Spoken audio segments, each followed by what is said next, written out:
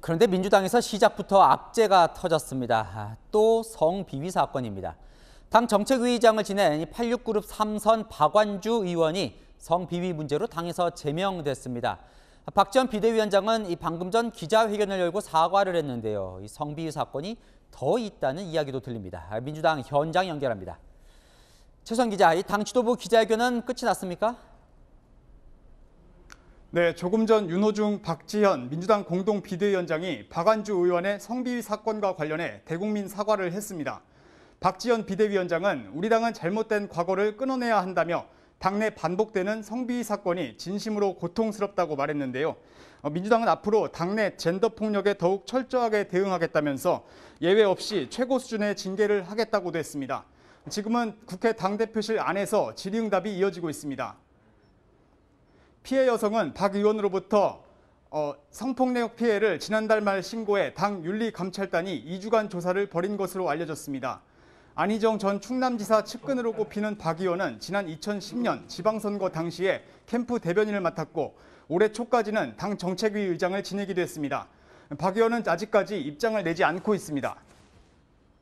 네, 오늘이 지방선거 후보 등록 시작일인데요. 민주당으로서는 참 난감한 상황이네요.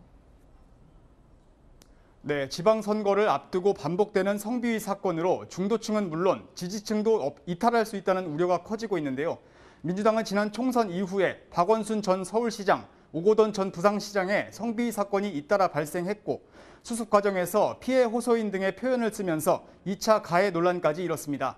당내에선 부적절한 대응이 대선 패배로 이어졌다는 분석이 나오기도 했는데요. 박 의원도 당시 당내 성비위 사건을 대하는 민주당을 이렇게 비판하기도 했습니다. 굉장히 참혹하고 부끄러운 심정이고요. 사실 피해자라고 부르지 않았던 부끄러운 성인지 감수성에 대해서 국민들이 이해 못하고 있는 것도 사실입니다. 피해자 호소를 묵살하거나 방조하지 않았는지도 철저히 조사해야 될 것입니다. 민주당 보좌진 협의회에서는 오늘 박완주 의원 제명 직후 최강욱 의원의 발언 문제가 불거진 이후 많은 제보가 들어왔다. 차마 공개적으로 올리기 민망한 성희로성 발언들을 확인했다고 밝혔는데요. 당 안팎에서는 추가적인 성비위 사건이 터져나오는 것 아니냐며 걱정하는 분위기입니다. 국민의힘은 분노와 충격을 넘어 참담하다고 비판했습니다. 지금까지 국회에서 채널A 뉴스 최선입니다.